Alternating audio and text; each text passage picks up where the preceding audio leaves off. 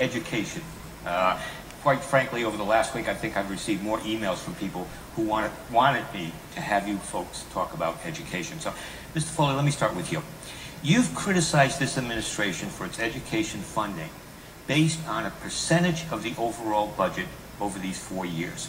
Yet if you look at the actual dollars that are being spent, it has increased each year that the Governor Malloy has been in office. Why do you feel that the percentage of education funding is more important than the actual dollars that are going to schools? Well, it shows the commitment and priority of a governor. Under Governor Malloy, he's failed to do anything about state spending, so it's skyrocketing.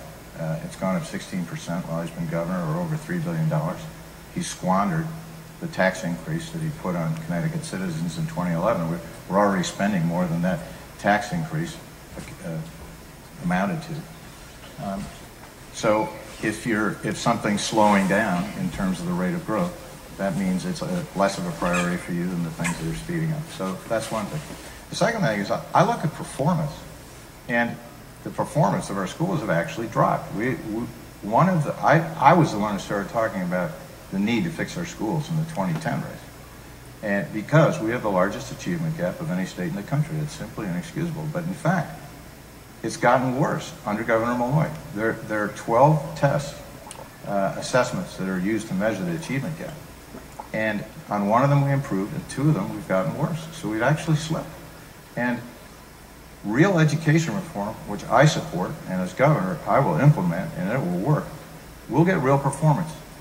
Back in the 1990s, when Governor Weld in Massachusetts initiated real education reform, they were 8th best in the nation on the NEAP scores, and we were 6th. And since then, Massachusetts has gone to number 1, and Connecticut has dropped down to number 8. So we're losing ground. We've lost further ground under Governor Malloy. This is going to be a top priority in my administration. We are going to fix these schools. The promise and premise of America is fairness and opportunity. Well, let me ask and if we have young people, and we have some 100,000 young people in inner city schools and schools outside of inner cities in Connecticut that aren't getting a decent education, and that's not fair, and they won't have the opportunity that young people deserve and America promises to people. So I will fix these schools. Governor Malloy has not done it. The level of funding has decreased as a percent of the budget. The priority simply isn't there, and it's not working. Well, let me start first. Let me ask you this question based on what you just said.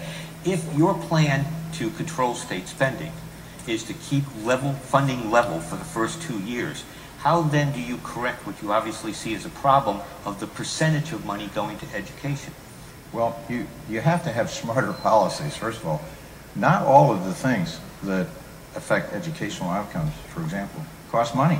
So a lot of the proven high-impact factors on education reform don't actually cost money. So some of this is policy-related.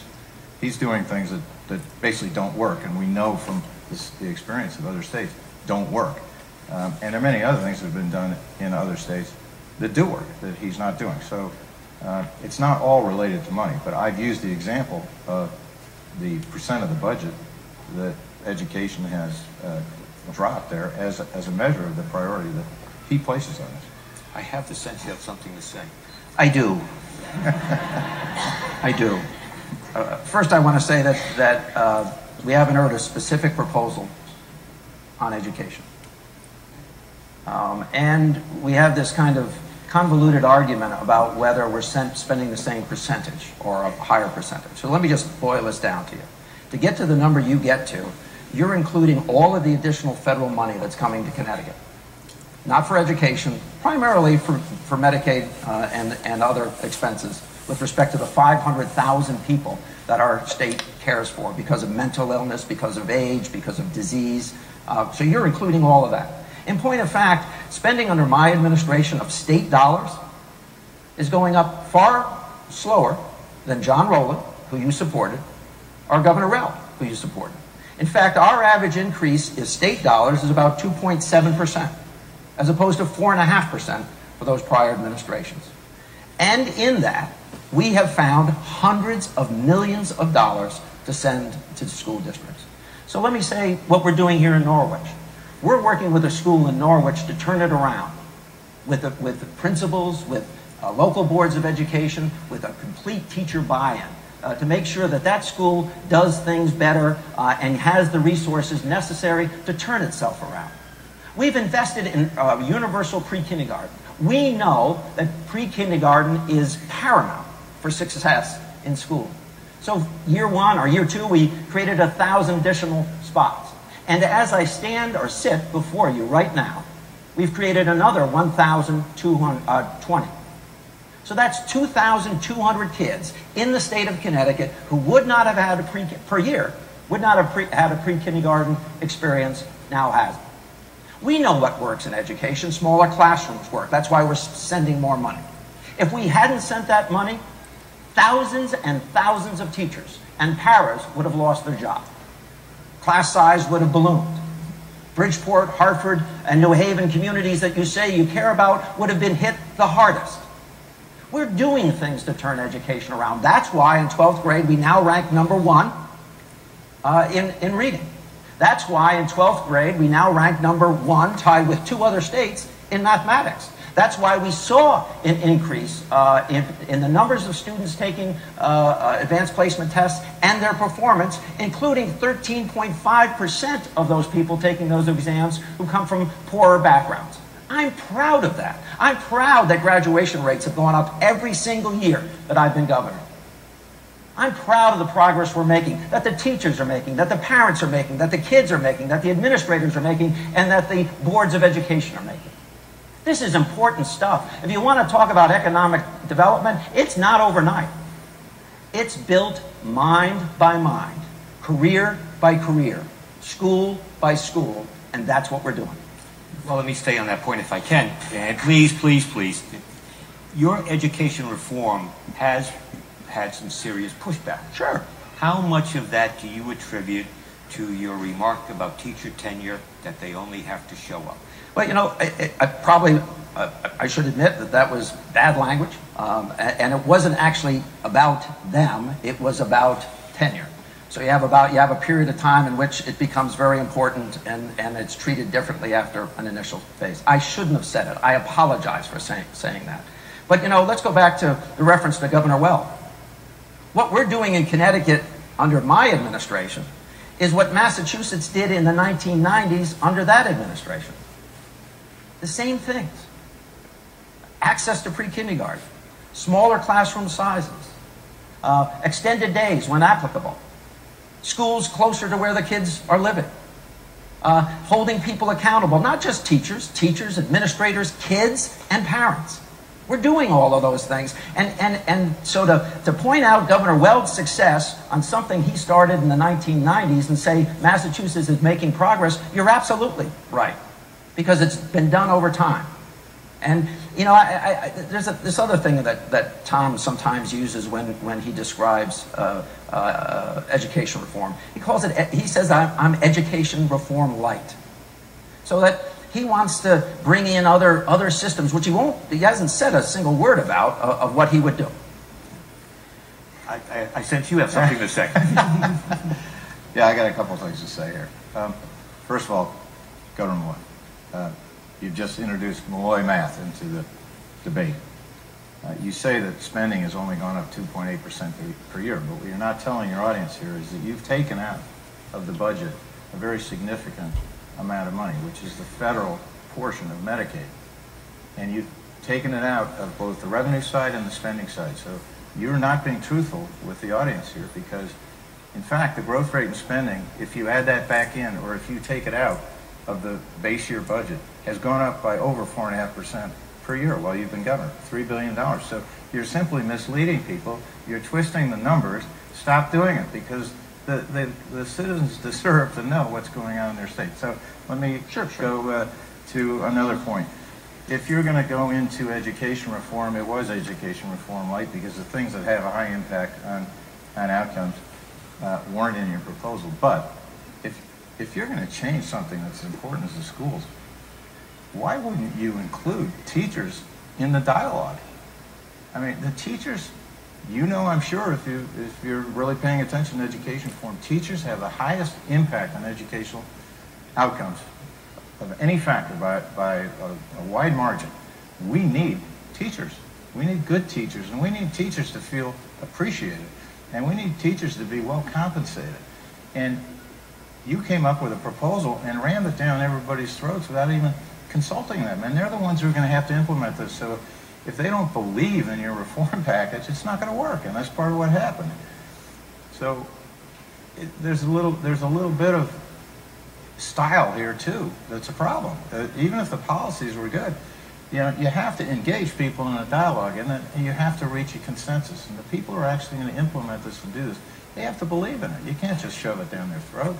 And why would you mandate all these things on so many schools in Connecticut that are doing an excellent job? We have some of the best schools in the country in here in Connecticut, and you mandated from the Capitol, like, we're gonna tell everybody what to do. Well, guess what? Under local control, a lot of schools are doing really well in Connecticut. They're doing a great job. So why fix things that aren't broken? Just go to the problem and fix the schools that are broken. You didn't. You rammed assessments and Common Core down on schools in communities that already have very good assessments. That might be different from Common Core, but they're doing a great job. And teacher evaluations. Most good schools have teacher evaluation systems of their own, and you loaded a whole new set of parameters on top of them and workload to take them away from teaching time, and they didn't need. So I'm not surprised you got some pushback. So Tom, you've been running for governor for 5 years, and actually 6, and you don't really understand the legislative process. We actually got a bill that people agreed to. We did. People were at signing ceremonies. They participated in negotiations. In fact, the review process was led by teachers. But you're right. We always have to work. Why were they so unhappy? We always have to work with teachers, and that's why earlier this year we appointed a group of teachers and administrators to work on the issue of Common Core, and they came out with a report making solid recommendations on how to properly implement that going forward. And also pointing out that some districts had done an amazing job and others had ignored it for a period of time, leaving teachers in the lurch. So we've made accommodation. Every step of the way, Nancy and I have met with teacher groups, with individual teachers, with heads of their associations to have those very discussions about how to make this work for everyone. You still haven't made a single suggestion. So let me remind you what's in your package, or your talking points. You want money to follow the child, and you want by-district school choice, and you want to give every school a grade. Would that happen year one? Would we punish the teachers in schools by giving their school an F year one under your administration? Who's punishing teachers? Well, if you call a building where teachers go to work every single day, and administrators, and work really hard to do the best they can with the circumstances they have, and they get a Tom Foley F, what do you think that does to them, Tom? What do you think it does to their pride? What do you think it does to them when they show up to work and try to do the best they can under very difficult circumstances? You've referenced the problems in Hartford and New Haven and Bridgeport. And then you're more than happy to ignore them when it works for you. Final point. Tom, people have looked at what you've said and I've said about education spending. And everyone who's looked at it says that when you said I was spending less money, you weren't telling the truth. And then your discussion evolved to, well, it's less than the percentage would be.